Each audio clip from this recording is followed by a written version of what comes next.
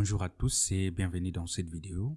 Aujourd'hui, nous allons devoir traiter des 5 questions qui ont eu à marquer l'actualité politique de la République démocratique du Congo en ce jour du 2 septembre 2025.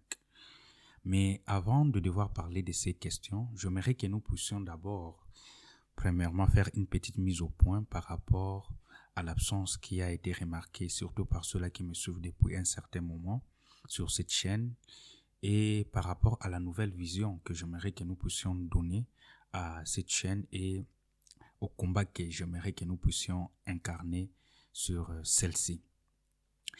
Alors, si j'ai été absent pendant un certain moment, c'est dû premièrement à la santé. Et que cette période d'absence m'a permis aussi de réfléchir par rapport à la vision que j'aimerais que nous puissions donner à cette chaîne et au combat que j'aimerais que nous puissions incarner à travers celle-ci.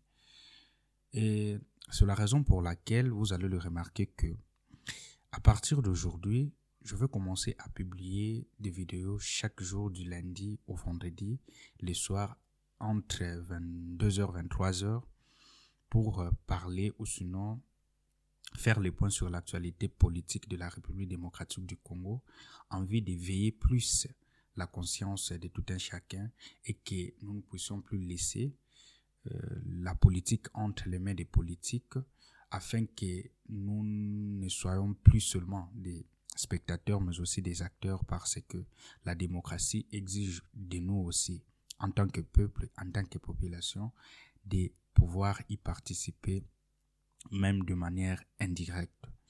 Alors c'est ce dont j'avais besoin de vous parler et de vous dire, et à tous ceux-là qui se sont inquiétés, vraiment mes excuses par rapport à cette absence. Alors l'actualité d'aujourd'hui va être tournée sur 5 points capitaux, à savoir la fille qui a été flagellée par les Wazalendo, une vidéo que j'ai vue circuler sur plusieurs comptes X aujourd'hui. Nous allons aussi parler d'Eliezer Tambo qui a eu à faire la déclaration de ses biens à la Cour constitutionnelle. Nous allons aussi parler du train qui a repris sa navigation de la route Kinshasa-Matadi. Nous allons aussi parler du procès Constant Mutamba qui est en quelque sorte le grand dossier d'aujourd'hui dont le prononcé du jugement a été rendu.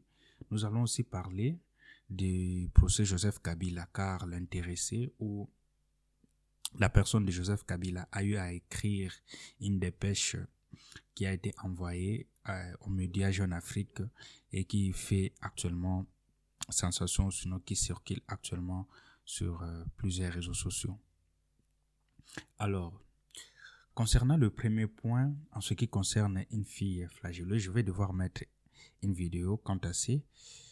Vous voyez qu'il y a une fille qui est en train d'être flagellée, et sur ce qui est dit dans les paroles de cette vidéo, la personne tout du moins qui est en train de filmer sur cette vidéo et les gens qui entouraient la fille, qui semblaient être enthousiastes quant à la nouvelle ou sinon quant à l'événement,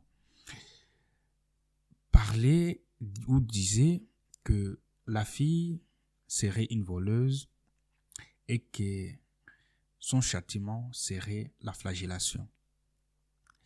Alors, si cette vidéo m'a interpellé, c'est parce que j'ai eu à remarquer depuis un certain moment un certain dysfonctionnement par rapport à l'organisation de Wazalendo. Parce que récemment, d'ailleurs, il y a eu des affrontements qui ont été signalés entre le Wazalendo et les FARDC. Alors, on semble oublier qu'après la guerre, les Wazalendo peuvent devenir une partie du problème.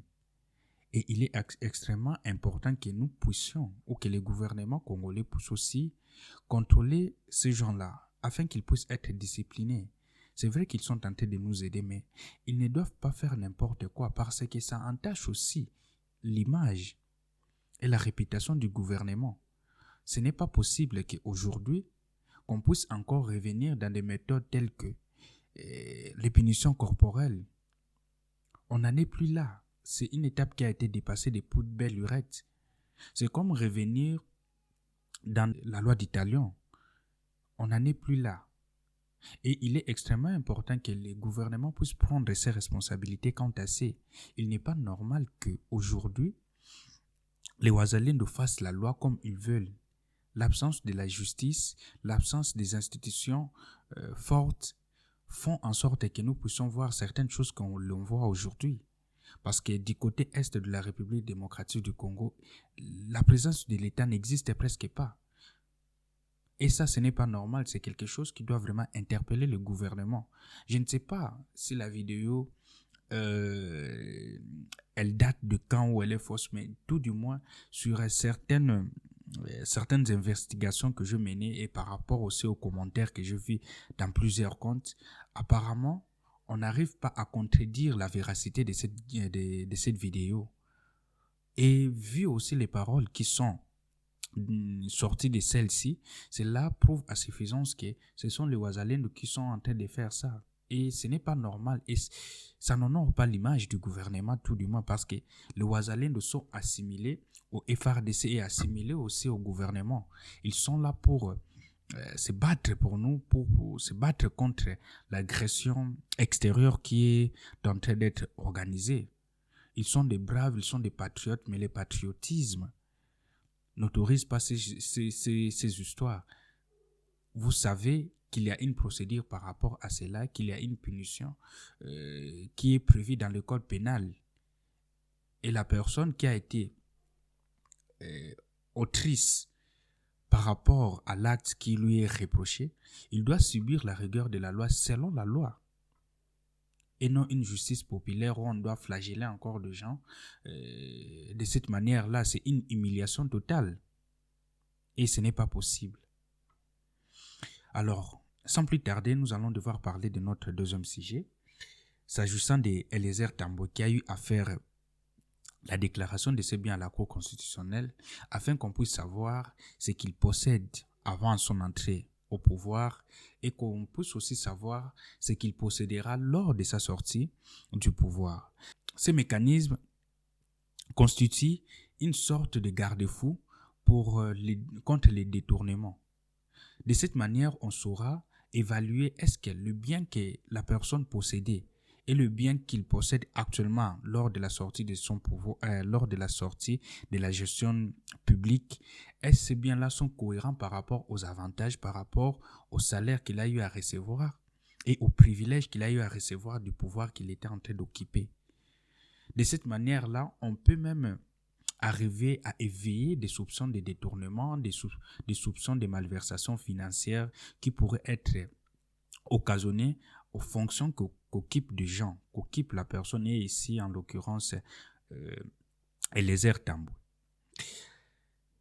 Cependant, ce qui est remarqué est que cette procédure n'est plus qu'une formalité, parce que du moins, comme elles le disent, peut-être que j'ai à oublier ou sinon que ça s'est passé bien avant ma naissance, mais sinon, depuis que moi personnellement je suis né et des recherches faites à propos, je n'ai jamais vu un ministre qui a été inquiété par rapport à cette situation. Donc, la déclaration de biens à la Cour constitutionnelle devient seulement une certaine formalité à remplir, alors que du jour le jour, les ministres sont tentés de voler, les députés ou sinon les gens qui occupent des postes des responsabilités qui leur permettraient de voler l'État, qui leur permettraient d'avoir certains privilèges illégaux. Ces gens-là s'en sortent comme ça. Il n'y a jamais eu de déclaration selon lesquelles que non, tel ministre ayant quitté ses fonctions, après vérification à la Cour constitutionnelle, il y a eu un soupçon ou un éveil de soupçon par rapport à un enrichissement illicite et que ce dernier doit devoir justifier comment il a eu à requérir tous les biens qu'il possède au moment de la sortie de sa fonction. Mais aujourd'hui, ça n'existe même pas. Ce sont devenus juste des formalités qui ont été prévues, qui sont réalisées parce que c'est prévu par la loi. Mais sinon, en réalité, les buts ou l'objet pour lequel ils ont été prévus, ces objets-là, cet objectif-là n'est même pas atteint. Cet objectif-là n'est même pas poursuivi. On le fait pour juste, je peux même dire, amuser la galerie. Et c'est ce qui est regrettable, alors que cela devrait être un frein pour plusieurs personnes qui détournent, pour plusieurs personnes qui sont en train d'être auteurs de malversations financières. Encore, faut-il rappeler que certains, même en étant en fonction, et que les dossiers étant étalés sur la scène publique, font toujours objet de protection. D'ailleurs, dans le dossier de Constant Moutamba, ils ont eu à relever que dans le même compte où il y avait l'argent qui lui est reproché, il y avait déjà une partie de l'argent qui avait disparu. Mais la CNRF, qui avait eu à alerter sur le procès de Moutamba, n'a pas eu à alerter par rapport à la disparition des sommes précédentes et ce qu'on a eu à faire de ces sommes-là. Malheureusement, c'est cette justice-là qu'on est en train de vivre et c'est comme ça que fonctionne notre pays. Alors, sans plus tarder, nous allons entrer dans notre troisième sujet, étant le sujet du train qui a eu à reprendre ses trajets de Kinshasa à Matadi. Alors, si je parle de ces trains, c'est parce que c'est déplorable. Vous allez le voir sur la vidéo que la vitesse à laquelle ce train est en train de parcourir Kinshasa-Matadi, vous allez vous rendre compte que même la personne qui roule sur les vélos irait beaucoup plus vite par rapport au train. Pourquoi? Parce que ce sont des trains vétustes. Ce sont de vieux trains. La route, d'ailleurs, n'en parlons même pas. Les rails, n'en parlons même pas. C'est tellement vieux qu'on devrait normalement, actuellement là, réfectionner ces rails-là. Mais qui va les faire? Qui se soucie de cela? Alors aujourd'hui, on prend beaucoup d'argent juste pour relancer les trains-là, alors que à l'allure où fonctionnent ces trains, avec cette allure-là, je ne vois pas vraiment des clients, des gens qui sont aussi pressés prendre le train au lieu de prendre un bus ou sinon de prendre les transports terrestres ou même les transports aériens. Je ne vois pas. Et pour moi, je me dis, dans ce genre d'histoire, dans ce genre d'aventure, ces trains-là ne vont même pas fonctionner. D'ici 2-3 ans, vous allez vous rendre compte que ce train-là a stoppé le service. Parce que ça ne va pas durer comme ça.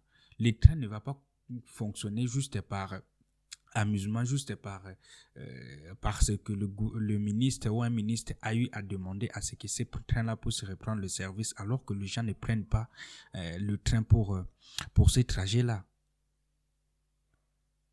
Aujourd'hui, dans plusieurs pays, ici en Afrique, on ne parle même pas de pays européens. Ici en Afrique, plusieurs pays ont des trains modernes ou même semi-modernes, s'il faut le dire ainsi. Mais pour nous, on nous amène des trains qui datent, je ne sais, de 1800, je ne sais pas de quelle année, réfectionnés au point où on met la couleur du pays. Et c'est ces trains-là qu'on vient présenter pour reprendre les services de Kinshasa-Matadi. C'est vraiment déplorable. C'est vraiment déplorable. Et tout ça, c'est l'argent de l'État qui a été décaissé et qui a été mal utilisé. Parce que pour moi, je ne vois pas qui prendrait ces trains-là vraiment. Ou sinon, ces trains-là ne fera pas les pleins, en tout cas. Ne fera pas les pleins. Ça, c'est sûr. Alors, je pense qu'il est temps que le ministre ou sinon le gouvernement puisse prendre la question en main s'il veut vraiment que les trains puissent fonctionner, qu'on puisse réhabiliter d'abord les rails, mais qu'en plus de cela, qu'on puisse aussi apporter quelque chose de sérieux qui est capable de rivaliser avec les transports en commun, les transports terrestres. Parce qu'on ne va pas prendre les trains juste par plaisir ou juste pour satisfaire le gouvernement afin que les gens puissent voir que non. Nous avons aussi un train ou sinon une route de train qui est en train d'être fonctionnelle. Alors, le quatrième sujet étant celui du procès de Maître Constant Moutamba. Alors, s'agissant de Maître Constant Moutamba, il a été condamné à 3 ans de travaux forcés, qui est d'ailleurs plus lourd que 3 ans de prison. Donc, la peine des travaux forcés est plus lourde que la peine de l'emprisonnement. Parce qu'à ce moment-là, vous serez obligé de faire les travaux qui vous seront confiés pour le bien ou le bénéfice de l'État. C'est ça même le but des travaux forcés.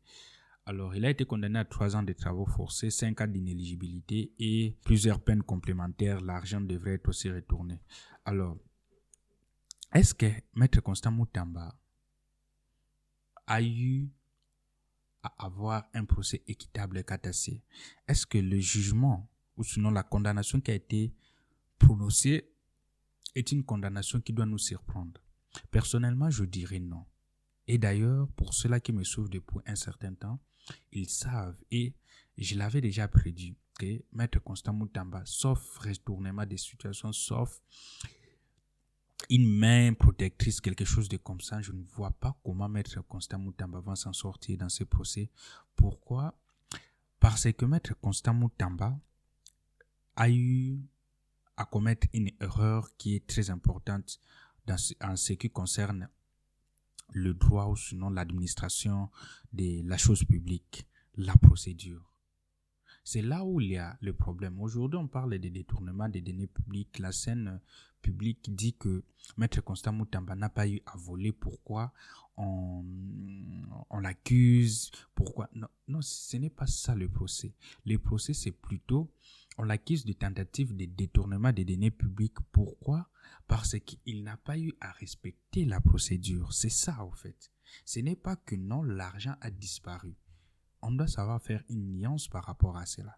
Et cependant, dans la procédure qui lui est reprochée, on dit qu'il n'a pas eu à bénéficier de l'avis de non-objection. Cet avis de non-objection-là qui devrait lui permettre de débloquer tout l'argent.